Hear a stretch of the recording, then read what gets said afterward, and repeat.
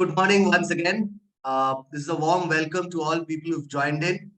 I request all the panelists to keep their cameras open so that we can formally start.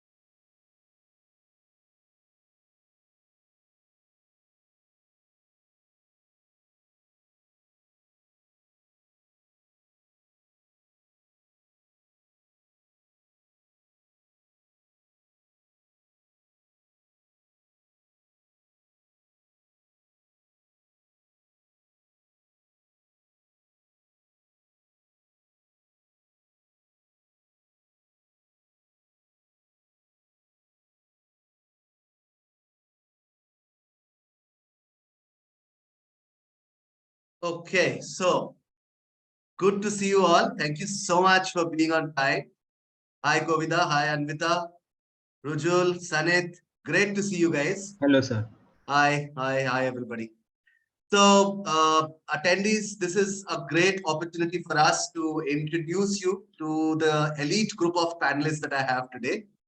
And amongst us, we have some of my brightest students who are going to the top-notch universities of this world. So at the very onset, let me just tell you that what is going to happen today. So it is probably going to be more of a discussion amongst certain questions that you've been thinking about. Okay. So we will discuss all of that. We will understand that, what is the kind of a journey that these guys went through, what all universities they were able to crack, what was the process, and how did they made up their minds about courses for that matter, which is quite an intriguing factor, right? So I think I will just straight away put the questions on board. And the first thing that I would do is probably I'll ask my student from Bangalore, Rujul Dayakar, to tell us a little about herself.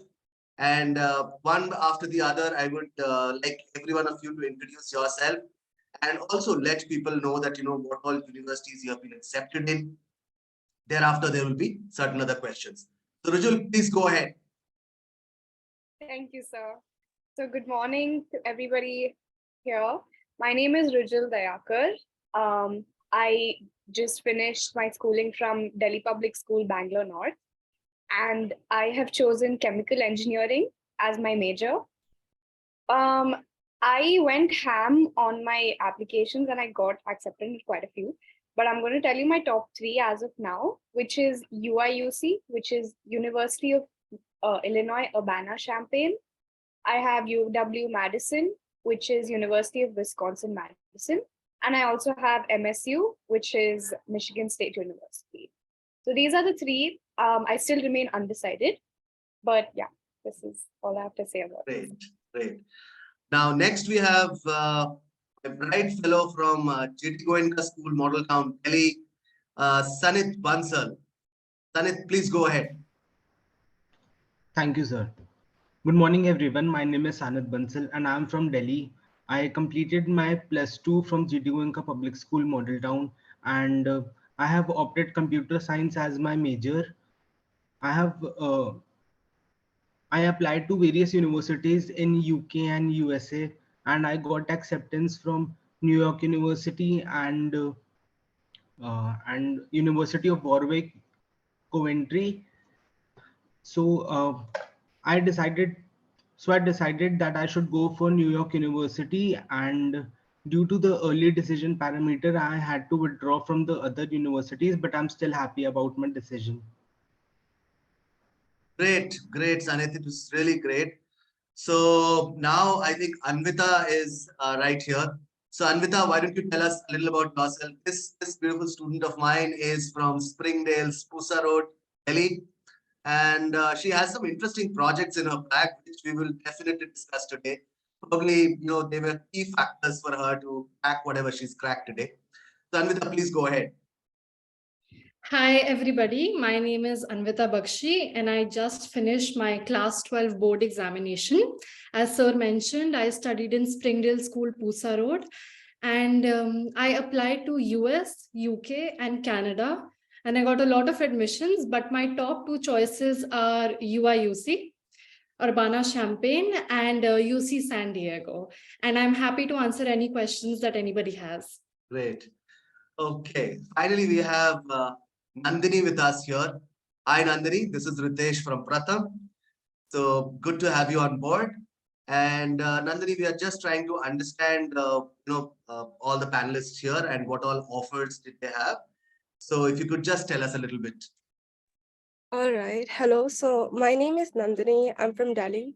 I studied at Bluebell School International. So I had actually chosen for psychology as what I wanted to major in. And I applied in like 3 countries. I applied in Amsterdam, I applied in Canada, and also in the UK. So I'm still waiting on a few of my responses. However, so far I've gotten admitted to UCL, which is University College London. I also got into the University of Toronto and also the University of Warwick and Edinburgh. And the rest I'm just waiting on. So after that, I'll make my final decision. Great, great. It's so thrilling to hear the universities that you guys are telling us about. Okay. Kovida, are you there? Yes, I am there, but I'm not able to switch on my camera. No There seems worries, to be no some worries, problem. Kovida. No worries, Kovida. So, Kovida, why don't you go ahead and tell us about the universities that you've cracked, the schools that you're from? Please All go ahead. right. So even I am from Noida, Delhi NCR. I have finished my schooling from Shiv Nada School, Noida. And I took up subjects from humanities with maths. So I majorly applied to Canada and UK, and I got admission into almost all of them. My top choices are University of British Columbia from Vancouver, University of Waterloo, and yeah, those are my top choices. Great. So congratulations to all of you for the wonderful offers once again from my end. And thank you so much for being here. Now begins the set of questions that I have in my mind. The first boiling question that I have in my mind is something which would be pretty common in all the families that are attending us today. Each one of them might be thinking about this particular thing. So let me ask you this very bluntly, that right after +2, going for an abroad education, is it really worth the trouble? Or do you think it is a better idea to probably go after postgrad or go for postgrad? Any one of you can start probably, and I would like to have opinions from every one of you. Okay, I will start. Oh. So I think any one of my seniors that I've asked who have gone abroad have all said it's probably the best decision of their lives. And I definitely agree with this too. I would say the biggest difference between domestic colleges and foreign universities are definitely those marks on the sheet. In India, that is your sole focus. But once you go abroad, there are so many elements to your studies. You have like research, diverse projects, and multiple like expeditions that you can choose from. And I think all of this put together makes your education twice as more interactive and just lets you explore your field more. So I definitely think it's an amazing idea. And not to talk about the diversities, obviously you have such amazing opportunities to explore once you go abroad. So I would definitely say it's an amazing idea. Thank you, Rujul. Anvita, what is your take on this? As Rujul only mentioned, I also think that foreign universities have a more practical and holistic approach as compared to Indian universities. especially with the CUET now, I believe that Indian universities are specifically marks oriented, and it is very, very difficult to get admission into a renowned university if you haven't been a bookworm all along. And in my case, I am not a bookworm. So I think for me, foreign universities were much more suitable. Great. Nandini, I would like to have your take as well on this. I mean, of course, I think it's a great idea. I took it in a positive light. That's why I chose to apply all along. So I feel like, of course, it's a decision that would depend from person to person. So you're really just weighing the pros and cons in your own context. But essentially, if like personally, I think it's a great idea because first of all, of course, there's a larger variety of courses. That was actually one of my main things. For example, if you talk about in India, there's like, certain bachelor courses, certain honors courses, and nowadays there's more liberal arts courses that have more subject variation things you can study together. And that's what I was personally interested in, not just one thing but rather just studying a variety of stuff.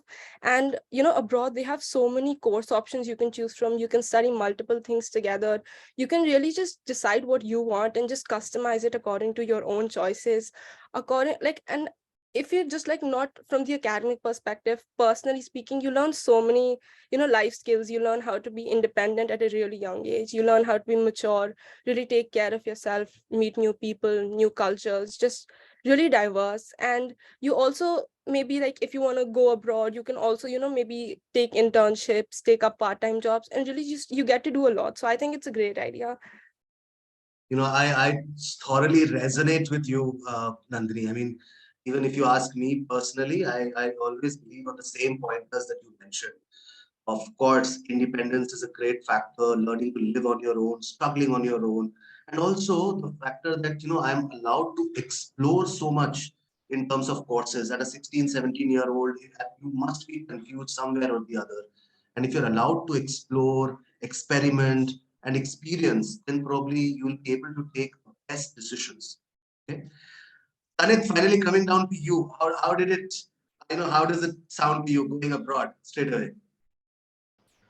Going abroad at such a young age for studies sounds like an exciting prospect for me, especially in the terms that we get to make our own decisions, we become more independent, and we make decisions for ourselves. So it's overall a great prospect. When I decided to go abroad, I was in a great dilemma before deciding to go abroad after my plus two. The majority of individuals in my known have gone abroad for their post grad. When I took their opinion, they felt that they were late to decide and suggested that I go abroad after plus two, as it becomes easier to adjust in a completely new environment and has much better prospects to offer. Absolutely, absolutely. Govida, finally, you're the last one to give us a little bit of your opinion on this. So I agree with all of them. So not only for the academics that the foreign universities offer, but as an international student, the amount of exposure that one gets is really very valuable, I feel. And the biggest factor for me was the independence that I will gain if I go to a foreign university. So if I stay in India, I always have it in the back of my mind that my parents are close enough and I can always rely on them. I can fall back on them. I can give them a call and they'll be here in 1 or 2 days. But if we compare it to a foreign university, it's not so easy to reach out. So because of the time gap and the distance, I would have to be independent and take my own decisions, which I think is gaining increasing importance in today's world, because now we have to learn to take our own decisions, lead our lives on our own. So I think it's a very good idea to choose a foreign university. Great. So just summing up the answer for all of you who are attending us, if you're confused between going abroad now or probably for your postgrad, most of these students who've got into top universities, their opinion is a little different. They're saying for the sake of experience, for the sake of becoming independent, for the sake of being able to experiment and take a good decision, it is absolutely right to go abroad if you can, right at this juncture. I mean, when you're completing your plus two, because it gives you more years to live in a country, to understand the culture, to network there. So all of that adds tremendous value to you as a person, right? Moving on to my next question straight away. Now, this is pretty important.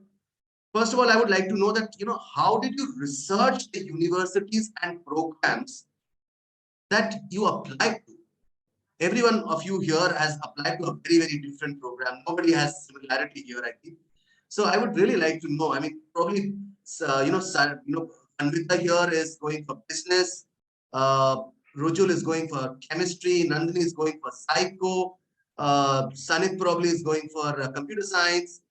And so there is a lot of variety here. So we would really like to know that how did you actually decide about the course? And this time, I think Kovita, you should be the first one to tell us that what is the course that you're looking forward to and how did you decide? Okay, so in terms of the program, I was pretty clear that I wanted to pursue psychology. So that wasn't a very difficult choice for me. But when it came to researching universities, I had a little bit of a different process that I chose my universities. So I was looking at universities where I took admission and I am,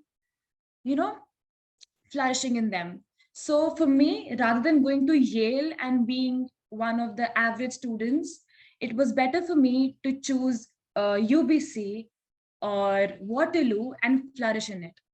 So one common mistake that I think most of us as students make while researching universities is that we choose top universities overall.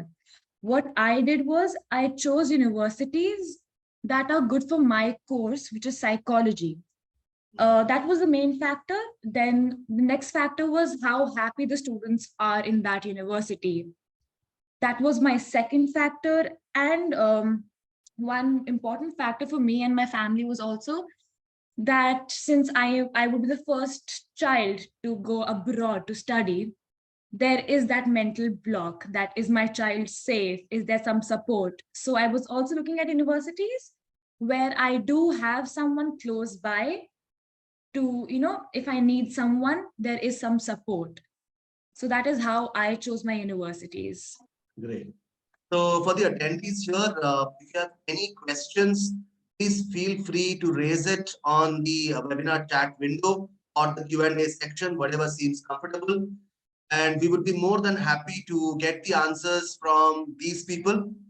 So now next, probably I think Sanit, you have to tell us that, how did you come across computer science and how did you decide about getting into New York University? So how was the story? So overall, if I think about the process of me choosing computer science, I was like pretty sure that I would go into a field that is technical. I was not so sure about computer science, but as I got to know about more opportunities, as I attended courses and workshops, I fell in love with computer science and uh, chose it as my major. So before joining Pratham, initially I knew only a handful of universities in US and UK like MIT, Stanford, Oxford, Imperial College, like that.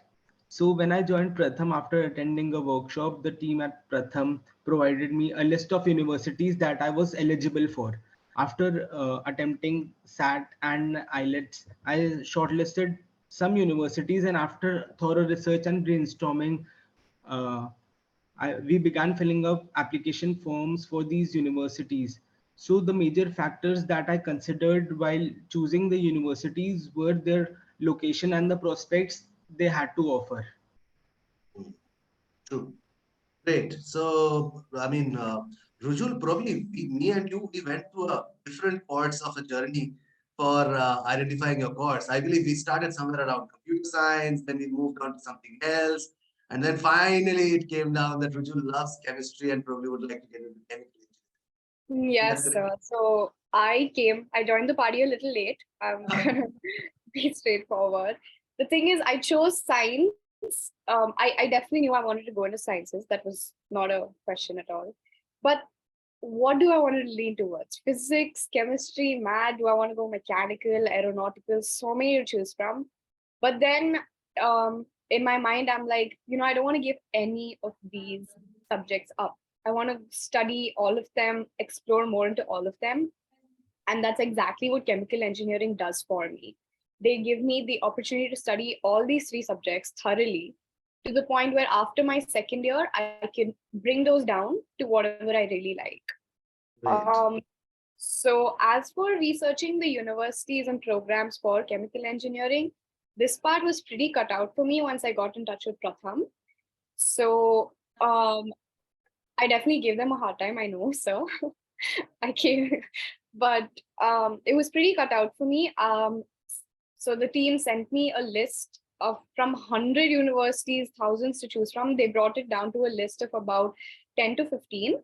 And they told me to do further research of my own. So then I researched the curriculums, what I'll be studying each year. Research opportunities, that was the biggest part for me because I already have research in chemical engineering and really wanted to take that further. So I thoroughly researched their research opportunities. Fee structures, obviously, we have to keep that in mind. We have to see where we're getting the best scholarships, financial aid. Fee structures was a big part. And I think the thing that really changed everything was speaking to my friends from each university. I have friends in almost all the universities I got into, and speaking to everybody from there, just like how the environment is for an international student, that was a very big part for me. And I learned so much more than I could have online by speaking to people who have already gone there. Taking a So cue from what you just said, let me advise the attendees here that look, how Rujul benefited from her friends who were studying in those universities. Now, today, by attending this webinar, you already are in touch with several people who are going to topmost universities across the world.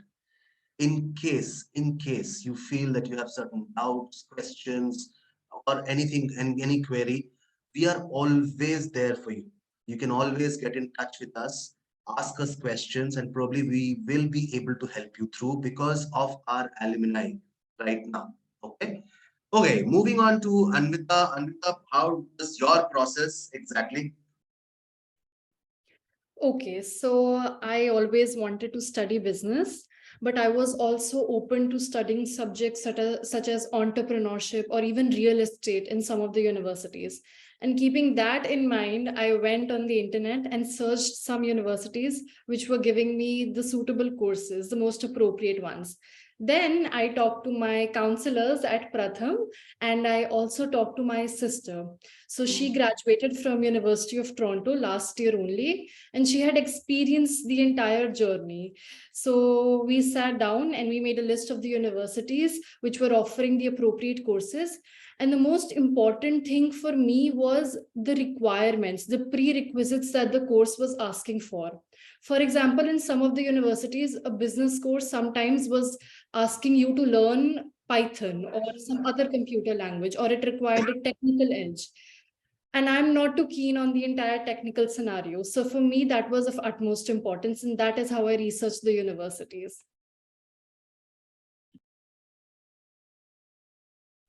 Great. So we have two questions coming from the attendees. One is from Ishita Rajpal. She says that please tell the pathway to apply. Okay, so Ishita, if you want to know about the pathway, first thing is to decide about your course as well as the university. Then you have to know about the conditions or requirements for the university to apply for. You have to understand the admission calendar. If you're applying abroad, please be very careful that all the applications procedure in United States begins in the month of August, and for the rest of the world, most of the countries will begin in the month of September, and all of them will majorly close down by the month of January or February.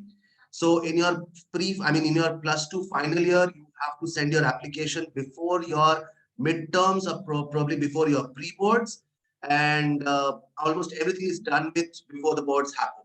Okay, so that is how it goes. In case you are looking for more details, I would request you to kindly connect with us personally and sit with us along with your parents for a one-to-one discussion on a Zoom call. All of these, students of mine whom you are seeing here have done so in the past, and we met each of their families, helped them decide about universities, courses, and countries.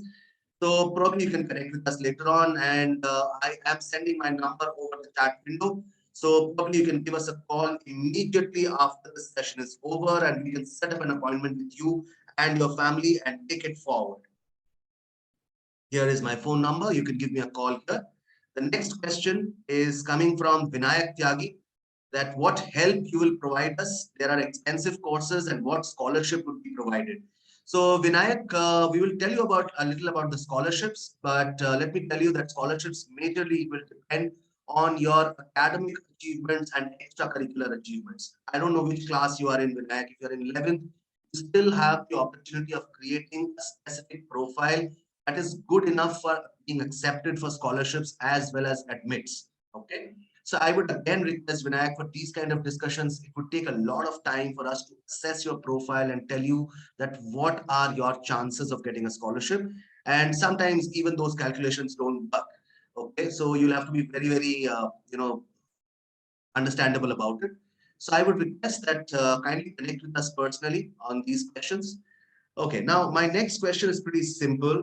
So, I mean, it's pretty important here also to understand that some of us may not be as great in terms of academics like everybody else here.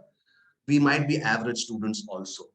So with that perspective, let me ask you that how important do you think are the academic scores, and what if someone does not have a very consistent score?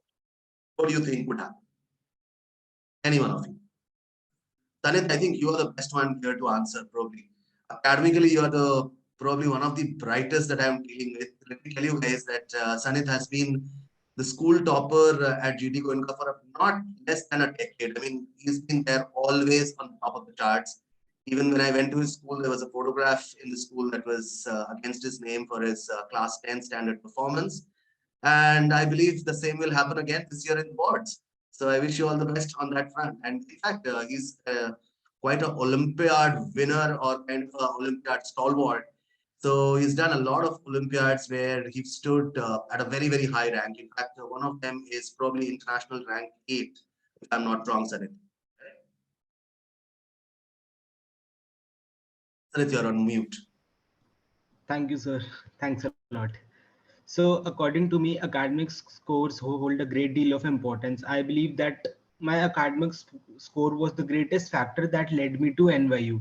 And as sir said, that one of my greatest achievements was that I secured second national and eighth international rank in Doha Olympiad. It is a Singapore-based Olympiad, and it is based more on mathematics and aptitude. So I Great. believe that if you have a strong academic profile, you are slightly on a greater edge towards achieving your goal. Govida, do you agree on this? So yeah, if I'm being very honest, academics is actually very important, and a good academic score is actually what universities want. But if one does not really have a very consistent academic score, I think it can be compensated a bit through, extracurriculars or indulging oneself in some other work that may show the merit there. So I think, yeah, it is important to have a consistent and good academic score, being very honest, but you can cover it up in some other extracurriculars that show some merit. Nandini, what is your take on this?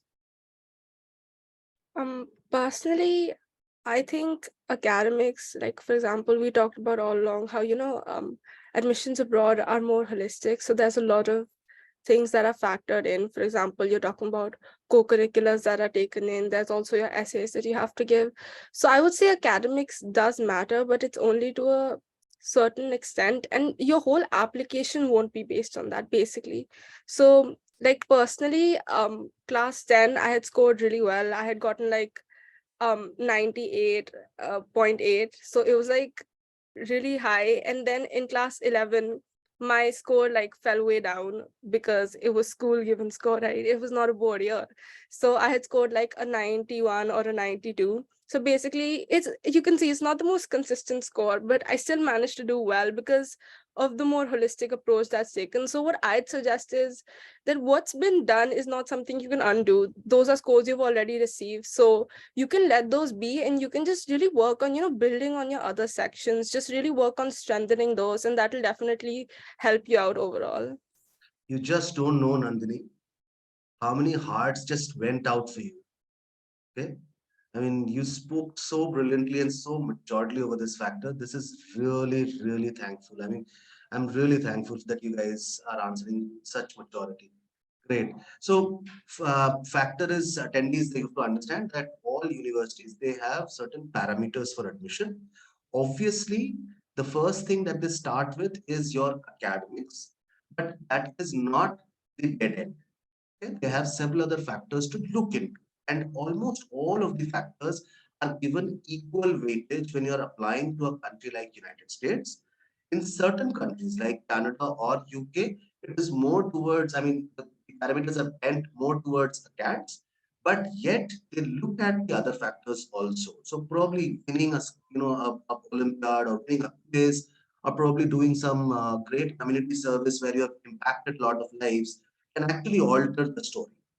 Okay, so just going with this discussion forward, let me allow me to put you through to a project that probably changed somebody's life. Okay, so going back to Anvita, Anvita, why don't you tell people about artgully.com? How do you came across that? What happened exactly, and how did it impact you as a person and your admits? Okay. So for my profile, I opened my own startup last year, Art Gully. And Art Gully is a platform that deals with traditional and contemporary handmade paintings. And we sell them through our own website, www.artgully.com, and other e-commerce platforms such as Pepperfry, Urban Ladder, Amazon, Wall Mantra, Etsy, and many more. I will have Ritesh sir send the link in all the groups. And if you can add anything, that would be amazing. Don't worry about that.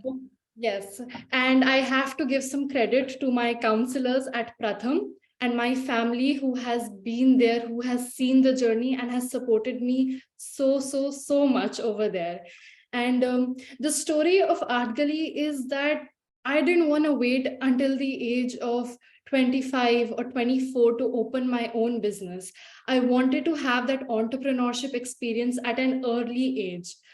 But yes, there were a lot of people that discouraged me, saying कि इतनी छोटी उम्र में किसको business आता है. Let's just say we proved them wrong. And I think when I sent my application, so the admission counselors somewhere connected the dots when they saw that I wanted to study business management and that I already had some entrepreneurship experience, which was Art Gully. Great. Okay, and I would also like to go back to Rujul here.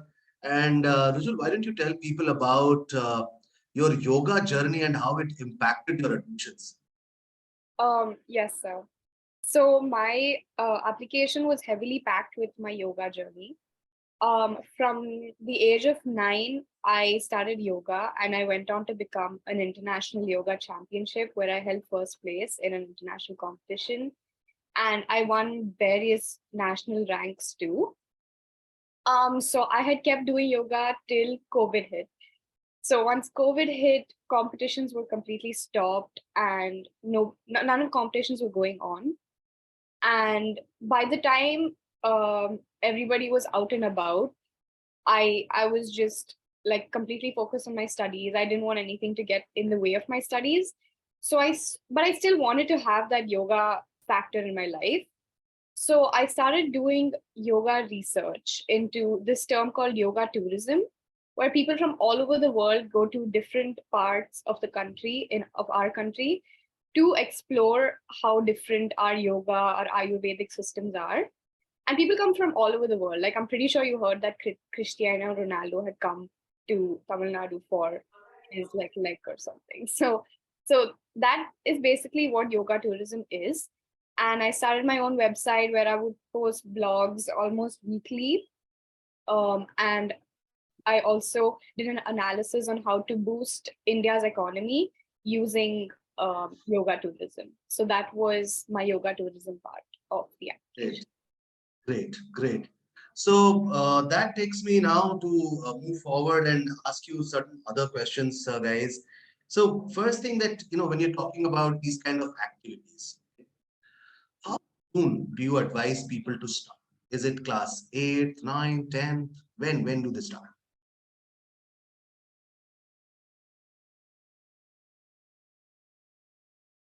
Anybody can answer this question.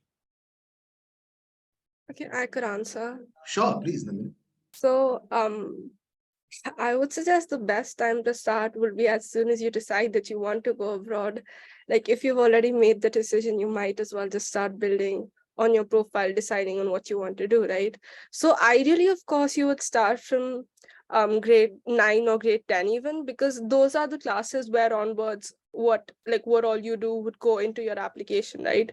Essentially speaking, if there's something that you're doing for a long while, of course that looks really nice, but if there's like stuff you've done after grade 9, grade 10, that's what you'll be putting on. You can just build on it. For example, if you have a flair for writing, you can just try to participate more in, for example, writing competitions. You could try to start your own blog where you write stuff like that. But of course there are certain late cases. For example, even if you start in like class 11, if that's when you decide, I would suggest don't panic.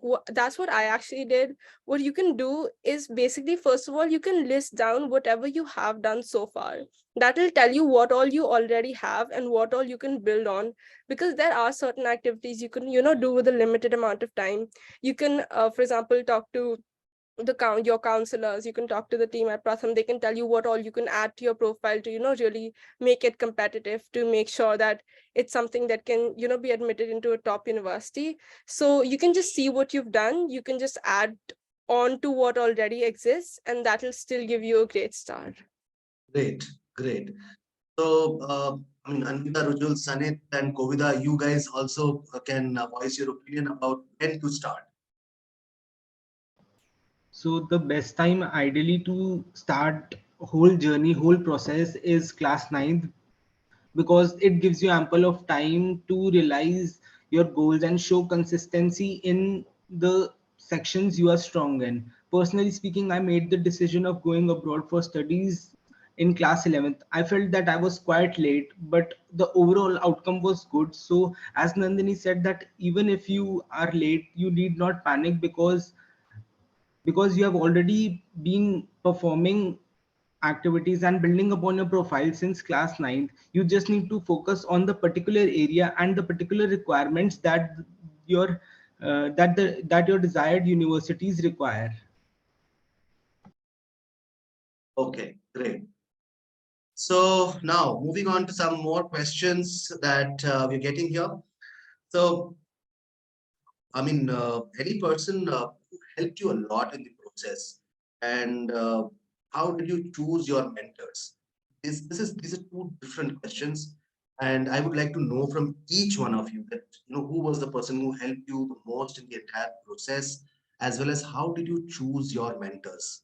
Okay, so please go ahead. Any one of you can probably start. Govida, why don't you help us here? All right. So my mother was my biggest support during the applications.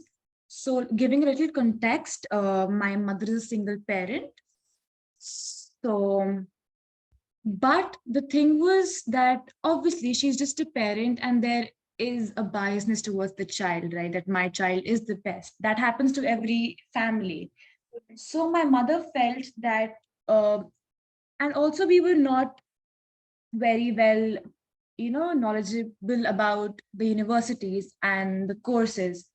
So my mother chose Pratham to guide me because she got Pratham's reference from a family member. So Pratham actually quite helped me a lot for choosing my universities. So yeah, I would actually say that my biggest support system was my mother, but my mentor was Pratham. So I hope that answers the question. Great. What about you, Nandini? I feel like applying is such a long and tedious process, and there's like so many people that's involved in it. like if I essentially talk about it, there's so many people who's involved who like would help you a lot. First of all, of course, there's you need to give yourself time and be patient with yourself. There's a lot you'll need to do. Secondly, of course, you need to keep your parents involved. They need to know what's going on. Essentially, that is what will help your whole like the whole process be smooth sailing in the end. And also your teachers at school, because they're the ones who give you your predicted grades that you need, your LORs. And don't be I something I realized was that I felt like I was disturbing them a lot. I like there's a lot that you need for them, but honestly, don't be scared to disturb them. They're going to be helping you out throughout, so just go for it.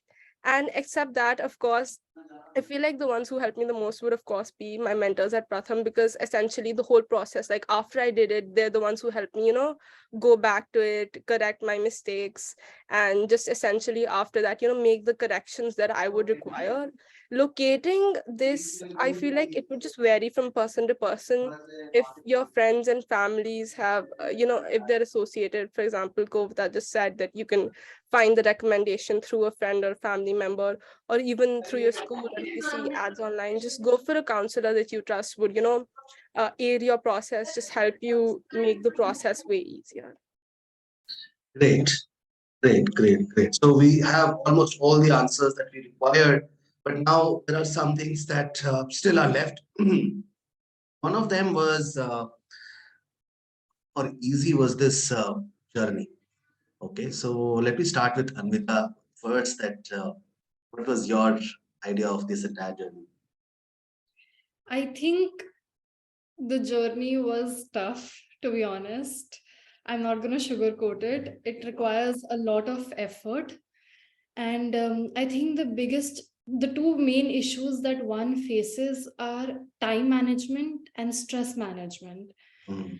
And in my case, my health was a big challenge. And something I would say to everybody watching this is that please do not prioritize your work over your health. I did that, and it is not something I would recommend you to do. Please put your health first. But at the end, I would just like to say that through this entire process, keep your loved ones close, because they're the ones who are going to support you through the entire journey. They'll be the ones telling you that all the effort is worth it, and at the end of the journey you'll think that yes, it truly was worth it. Thank you so much. That was such an in-depth experience. Okay, Vijul, you have something to add? Yes, sir. So, like Anvita already said, it's not an easy journey. It's definitely I wouldn't say extremely hard, but there are multiple factors that you have to consider, like your studies, your SATs, your extracurriculars. Again, you have to learn how to balance this all with your social life. It's a task, but something that I realized through the journey is those experiences are so beautiful. The extracurriculars that I took up, they made me experience such amazing things that I never would ever thought that I would experience. I met such great people through my journey. I got in touch with various organizations where they would teach me about like the most random things, but it all of this added to my holistic development, because that is what ultimately the US universities want from you, and that is what that does happen through your journey. You change throughout your journey, and I think the journey was definitely worth it. And I would say it's a beautiful but hard journey. Great. So at the end of it, I would like to thank each one of the panelists here today, and would like to congratulate you again for all the wonderful offers that you've got. It was really a pleasure to have you all today. I think I'll spend the next 15 minutes with my crowd here, which is attending, and try to give them some strategies regarding the admissions abroad. So thank you so much, guys. You've been wonderful here, and I was not expecting you guys to speak as brilliantly as you did. Today, things have changed from the first day that we met, and today it was seemingly very different. All of you are growing, and that is why they say that you kids will change. Thank you so much for being with us. I really appreciate your participation. Thank you so much. Thank you, Okay. sir. Thank you. Thank you, Thank sir. you. Thank you. So now going back to my crowd, guys, I hope all of you understood that what was happening here. So we were talking to some people who have already been selected at top universities, and they told us a little bit about their journeys. So guys, if you are really planning to get into a top university and if you have certain questions in your mind, you can put it up right away and I will be more than happy to answer. But I would like to pinpoint certain things. First of all, please understand that if you're looking at admissions, you must be aware about your admission calendar. That is number one. Number two, without extracurriculars, getting a top-notch university might become very, very difficult. Number three, in order to get into extracurriculars, you also need to understand that what programs are you applying and what is an activity that will help you or will be counted. You cannot just do random activities. All of these guys who went to top universities did take strategic moves in order to get into a top university. Okay. So we as an organization, we help you to accumulate a lot of accolades in your resume. We help you plan your universities, as well as we give you a mentor-based approach wherein every week you're getting a lot of tasks to be done, which are getting added onto your resume. And then probably, when the time arrives, for application, we will help you do your, execute your entire application, right? So if anybody here has any particular question for us, we are open to answering that right away. Please go ahead and put up the question. Okay, probably you're looking for a course, probably you're looking for a scholarship, probably you're looking for a particular location, whatever you have in your mind, please feel free to ask us as much as you want. And if anybody here wants a personal meeting with us, where you can discuss your situation or your desires, probably we'll be more than happy to meet you and your family and probably take this thing further. So you already have my number here, which is 931998744. You can give me a call at any point of time and probably ask for an appointment. So at the end of it, we have some questions here I would just like to answer. Exams involved to apply abroad. Look, there are a couple of exams, what you should know. If you're planning to apply to Oxford or Cambridge, they have a different set of exam. If you're planning for a law program, then there is LNAT for UK. If you're planning to go for medical, for UK it is UCAT, for Australia it is PMAT, and IELTS or International English Language Testing Services is absolutely mandatory for almost any country of this world. It has a parallel exam called TOEFL, which is majorly accepted in United States. SAT, now this is considered to be mandatory by all aspirants, but it is not. If you are planning to apply to United States, majorly in that country you will require SAT, or else you would require it here in India.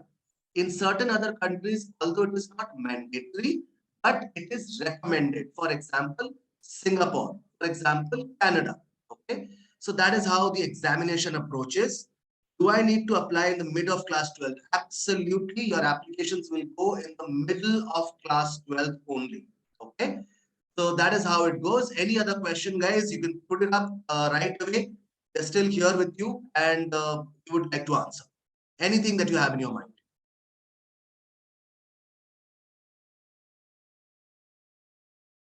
Anything that you have in your mind. Okay, we have one more question now coming up. So if I want to pursue aviation, please try on this. Okay, so if you want to look at aviation, then it would have no colleges that would teach you to become a pilot.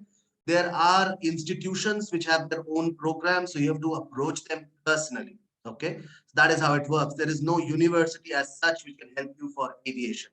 Okay, if you're looking at an aviation-based engineering program, then there are tons of institutions. Okay, where you might apply. So probably United States, probably France, probably Europe can all be great destinations. Anything else that anyone would like to ask? Please go ahead.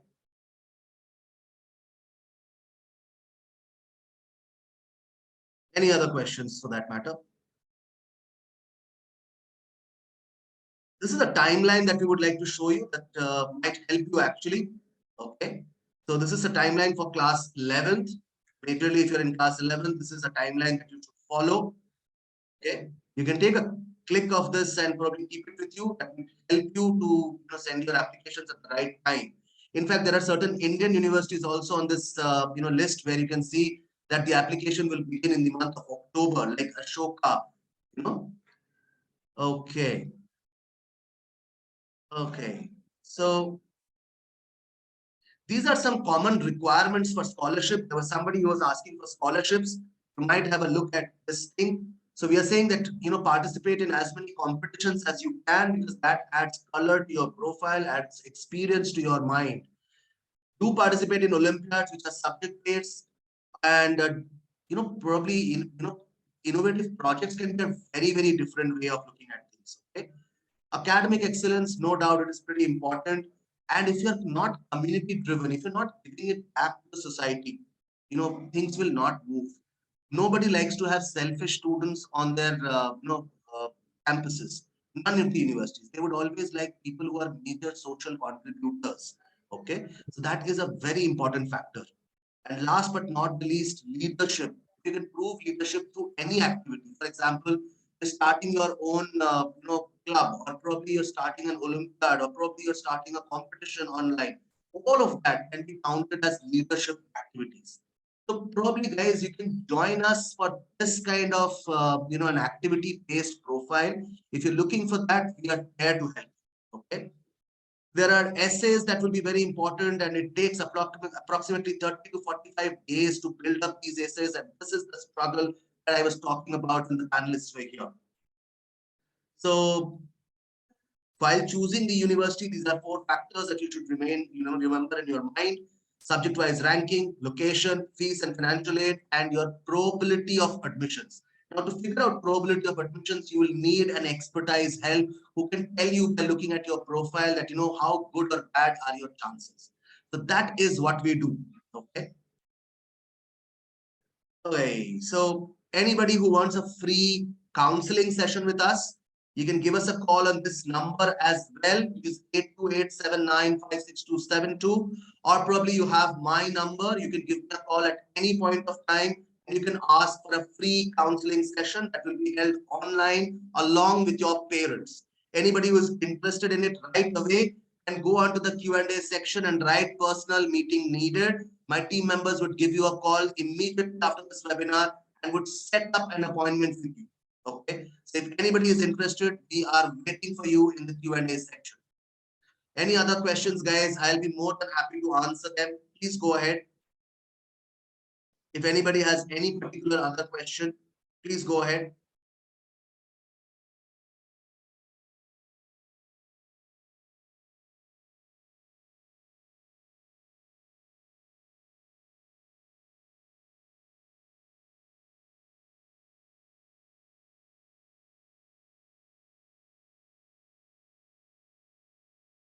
Okay, so seems like we've answered almost everything, and I'm so very thankful to all of you for attending this webinar. I think that you would have enjoyed it. Thank you so much for being here. I wish you guys all the best. In case you have personal queries, please do let us know. We will be more than keen to answer. Okay, we have one more question. Do I need extracurricular activities like you said in aviation?